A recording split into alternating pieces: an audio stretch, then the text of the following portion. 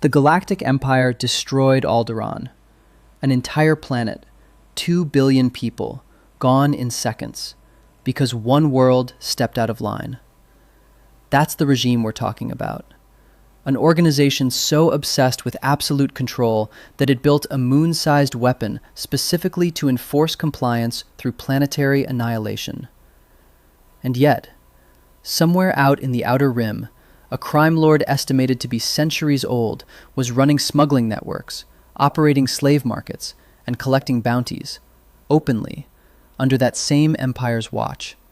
Not hiding, not cowering, operating. With the empire's full knowledge and, as it turns out, something that looked a lot like its blessing. That's Jabba the Hutt, and the story of how he, and the entire Hutt Cartel, kept getting away with everything isn't a story about lucky criminals or Imperial blind spots. It's a story about one of the most sophisticated political survival strategies in galactic history. A strategy the Hutts ran against the Republic, then the Empire, then the New Republic, and got the same result every time. The thesis is simple and genuinely unsettling. The Hutts didn't survive because they were too powerful to destroy. They survived because every government that could have destroyed them decided it was more useful not to. And the Hutts engineered that calculation deliberately, every single time. Let's start at the beginning. When you're talking about the Hutts, the beginning is a long time ago, even by Star Wars standards. Around 24,000 BBY, before the Republic had senators, before the Jedi Order had taken its modern shape, before most of the galaxy had established contact with the core worlds, the expanding Republic encountered Hutt Space for the first time. The discovery of the Perlemian Trade Route pushed Republic explorers into new territory, and that territory turned out to belong to someone else. Conflict broke out between the Republic and the Honorable Union of Desevro and Tion over trade and territorial claims, and the Hutts found themselves adjacent to a military power with significant reach. Here's what the Hutts did. They negotiated. Not because they were weak, because they were smart. Rather than fight a war they might lose, the Hutts secured a treaty that formally recognized Hutt territorial sovereignty within their defined region. The Republic walked away having acknowledged that Hutt Space was a separate political entity with its own borders and its own rules. That agreement would have consequences for the next 24,000 years. Hutt Space, at its height, stretched across the border between the Mid-Rim and Outer Rim territories. It encompassed the Cyclota cluster and surrounding systems. Estimates range from several hundred to 1,000 inhabited worlds under Hutt control or influence. Capital worlds now Hutta and Nar Shaddaa sat at its center, connected to Republic frontier systems by trade routes, including the Utmian Pabol. That route wasn't incidental, it was structural. Republic commerce ran through Hutt territory, whether the Senate wanted it to or not. So, before we even get to corruption, before we get to leverage or blackmail or political maneuvering, the Hutts had something more valuable than all of those things combined: a legal shield. Hutt Space wasn't a collection of pirate havens the Republic could clean up whenever it got around to it.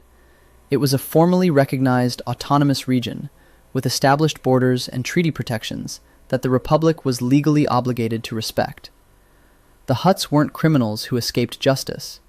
They were sovereigns who defined what justice applied to them. That's the foundation, and everything built on top of it. Fast forward to the Clone Wars. By 22 BBY, the Republic is fighting for its survival against the Separatist Confederacy, and the logistics of that war depend entirely on controlling hyperspace lanes. The Separatists have cut off critical supply routes. The Republic's war machine is being strangled. And there, sitting in the middle of the board, are the Hutts. Neutral, sovereign, and in possession of hyperspace lanes that could change the entire strategic picture. The first move wasn't a clean separatist strategic play. It was a conspiracy from within. Jabba's uncle had partnered with separatist leader Count Dooku to kidnap Rada, the infant son of Jabba the Hutt, in a plot designed to destabilize the Hutt clan and seize control of it. The Republic countered by dispatching Jedi Knight Anakin Skywalker and his Padawan Ahsoka Tano to rescue Rada and return him safely to his father. This wasn't charity, it was diplomacy with an objective. It worked.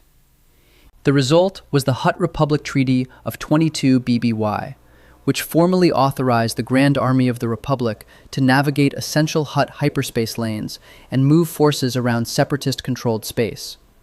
The Republic, in the middle of an existential conflict, had just acknowledged in writing that it needed Hutt permission to run its war.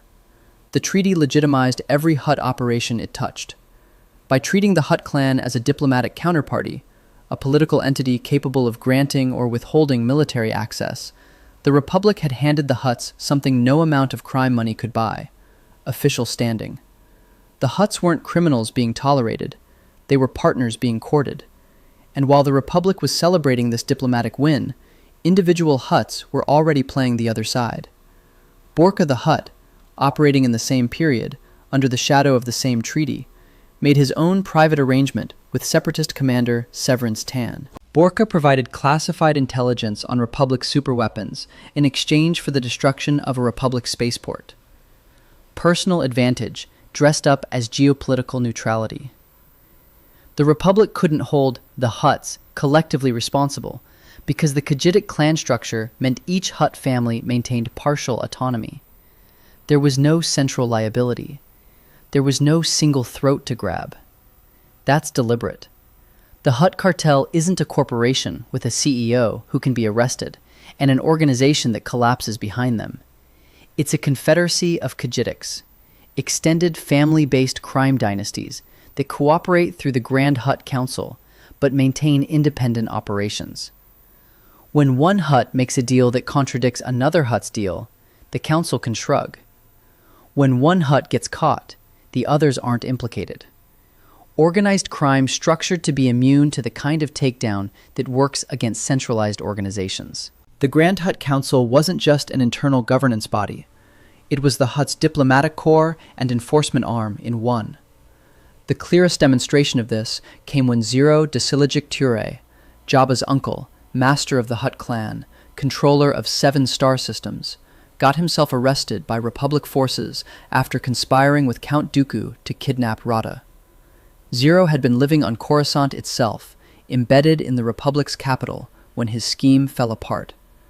The Republic had a Hutt in prison, a senior one who knew enough to compromise the entire cartel's operations across the galaxy.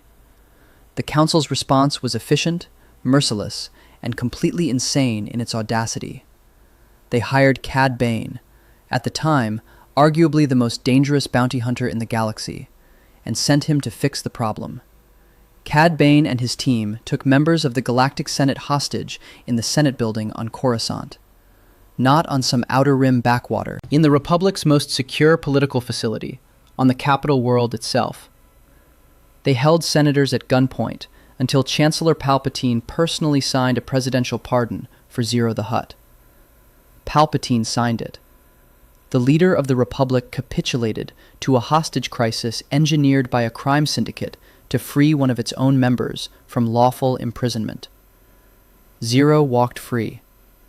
The Republic had discovered it couldn't imprison one senior Hutt without triggering a crisis that endangered its own government. That's not a fluke. That's leverage, built patiently over decades of making themselves structurally necessary.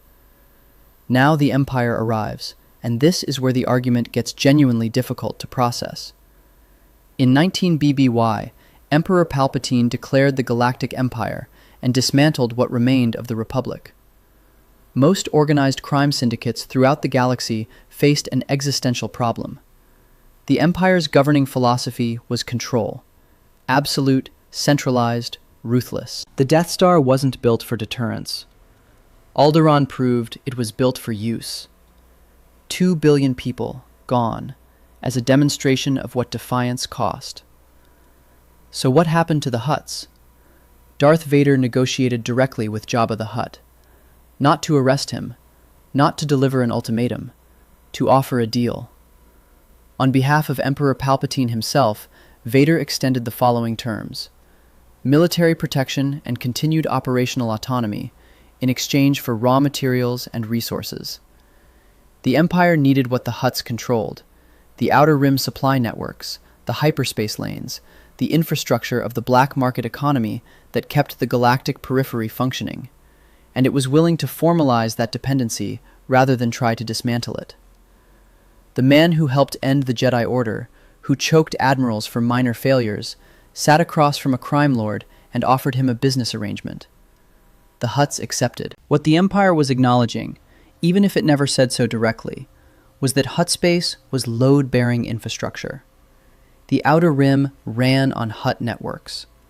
Smuggling routes, trade connections, the gray market supply chains that moved goods through systems the Empire's formal economy couldn't efficiently service. All of it ran through Hutt control or required Hutt cooperation. Destroying the Hutt Cartel wouldn't just eliminate criminals. It would collapse Outer Rim commerce and create a power vacuum the Empire lacked the administrative capacity to fill. The Empire that destroyed Alderaan for political dissent left the Hutt Cartel intact because the Hutt Cartel was too economically useful to lose.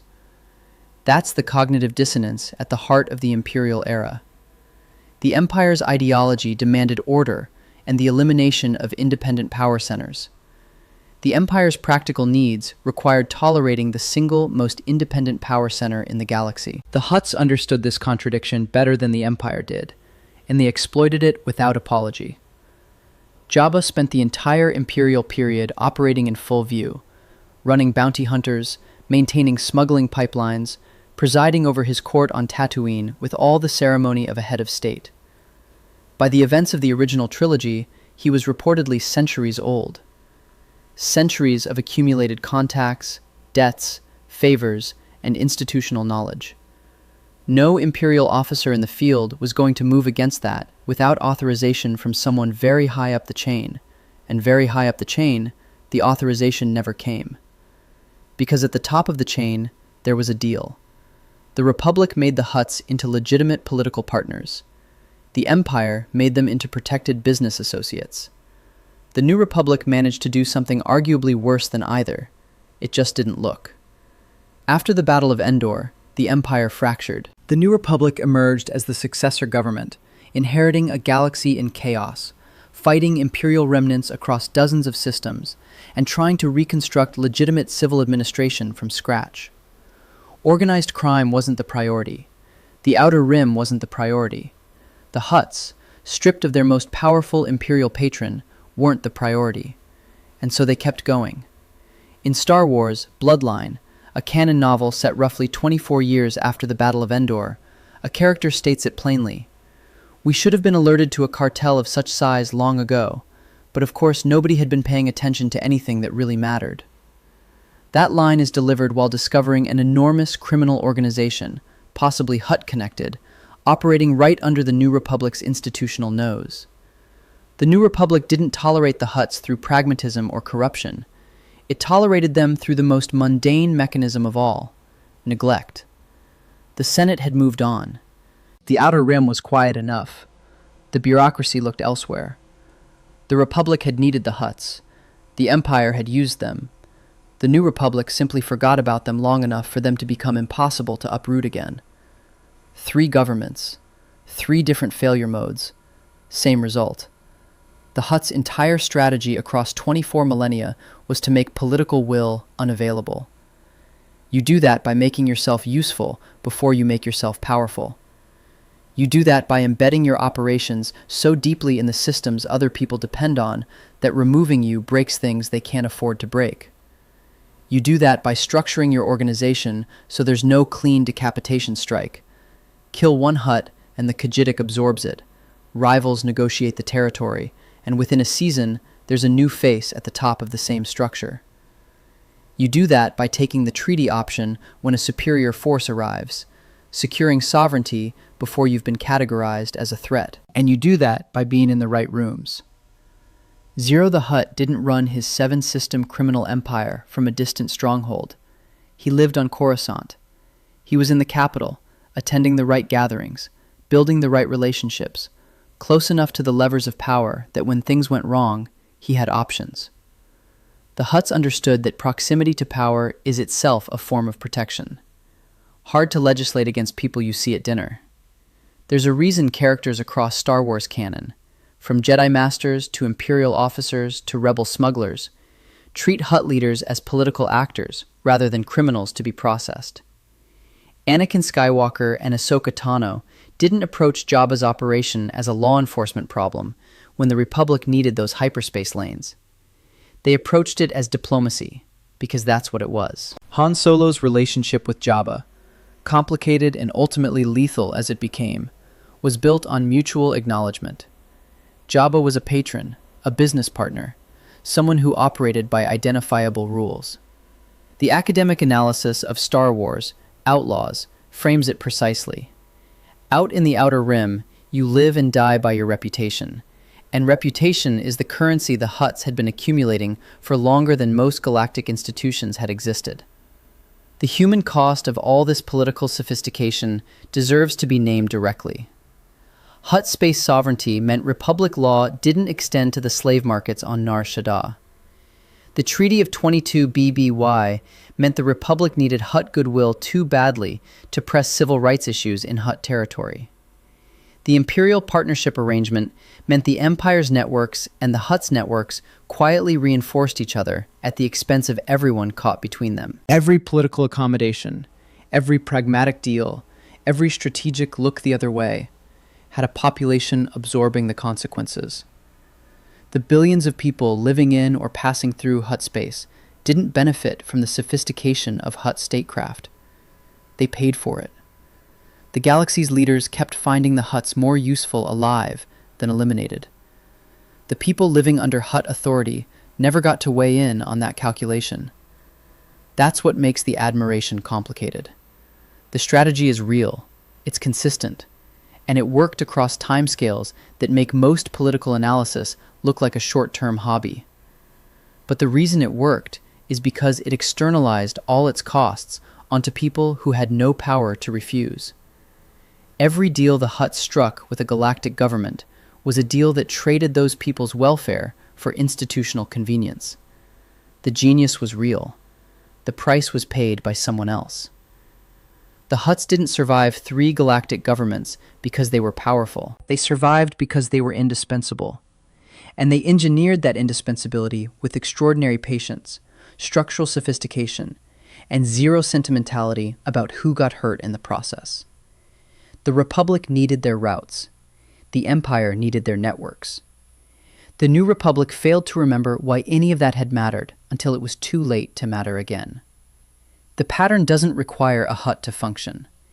It requires a large enough system, an outer rim far enough from the political center, and an organization willing to do the work that legitimate governments can't officially acknowledge needing done.